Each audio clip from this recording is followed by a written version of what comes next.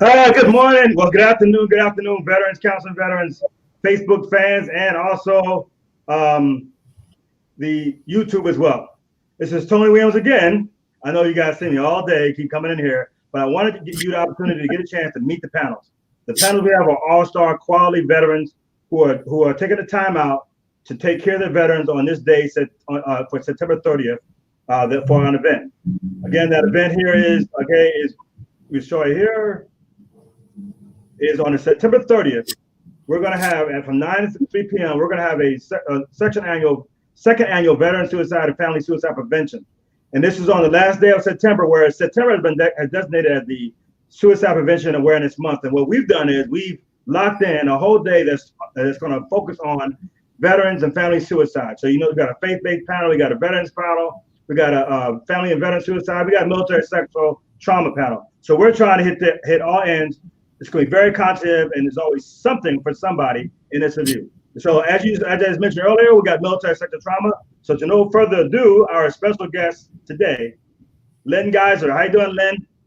I'm managing, just like everybody else is here. Yeah, just grinding to this COVID thing. I want everybody to know every panel we have on there is a reason, and people don't realize, and that's why you're here, and to educate them on women veterans are twice as likely to die of suicide than non-women veterans, and the primary reason is MST and military sexual trauma. So can you expound about that, and then again give the audience kind of who you are and what your role is going to be for this event? Well, we'll start with the role of play. The role of play is actually just the facilitator for the military sexual trauma. When we talk about it, there are many avenues with sexual trauma, and there's gonna be so much to talk about. But I think the biggest field that we're gonna, again, military sexual trauma. There's a lot of avenues, mental health issues, physical issues, and it leads to suicide. So we do see that a lot. But as for military sexual trauma, first question is why? Why do women not reach out? Why do we struggle with sexual assault? And why is there limited resources out there to help military women and military males too? So just wanted a briefly overview of not just the reasons why, but what we're doing out in our community, at least in the state of Florida, and also to add to that, what are some of the resolutions that we can kind of reach out to see if we can prevent suicide with military sexual trauma. Those are the key pieces. As a nonprofit, we see about 75% of our women veterans have encountered military sexual trauma. Either they're going through it, many of them still go through it, but still have not, 10, 15 years later, they have still not even touched it, never told their story, feel guilty, ashamed of what happened to them, and maybe stuck in time, many of them stuck in time as far as moving forward. Many stories I hear is, I'm not good enough, or, I'm not identified as a woman, or I'm in all these organizations that they think I'm in a, women auxiliary instead of a woman veteran. So that all adds up to the military sexual trauma in many different forms. Yeah, and I tell you something, we just not recently, and besides the Specialist Gillum situation, which you're part of a podcast on that, then we had a sergeant from the CAV who supposedly, died by suicide as well. They found later on actually hanging. So this is a serious topic.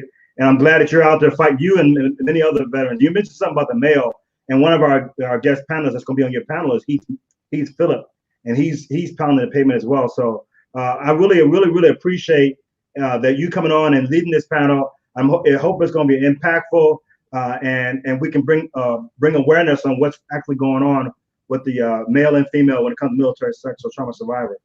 Yes, so, I feel like when you talk about military sexual trauma, the first thing is, the big word comes across is trust.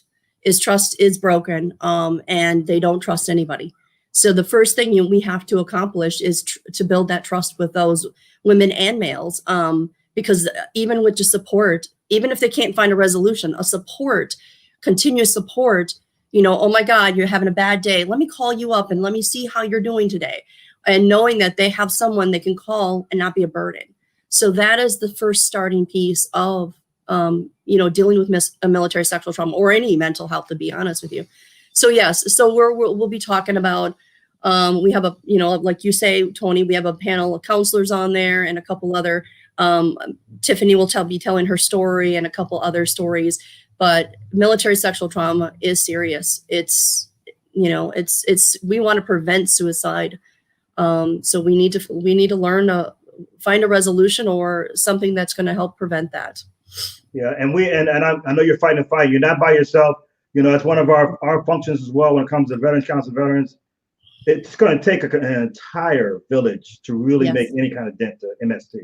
Correct. And that's why we're coming together under not just Hope for Veterans. A lot of our organizations we're coming to collaborate with to be able to fight this fight. We're not just fighting our, fight as a single person. We're fighting it as our women veterans. There is a lack of resources and a lack of things that they feel that they can't come out to reach out to us. And we just need to help, prevention and be able to see what we can do to improve that. And again, it doesn't just fall under military sexual trauma, but it's a key piece of prevention of suicide and homelessness. Okay, once again, thank you for being on here and then meeting the panelists. Everybody out there, you're going to see Lynn. You're going to be on, I think, like the third event. I got to keep looking at things on my mind to get there, but you'll see Lynn. We got 6 panels, and MST is definitely one of them. I want to say once again, here's the event: Second Annual Veteran Suicide Prevention Forum, the 30th of September from between 9 to 3 p.m. Register. I mean, there's not many tickets left, but if you can get it before it's too late. And I really hopefully you guys go out there. So once again, Lynn, we appreciate you being here. This is Veteran Council Veterans Tony Williams. See you on the 30th of September. Out.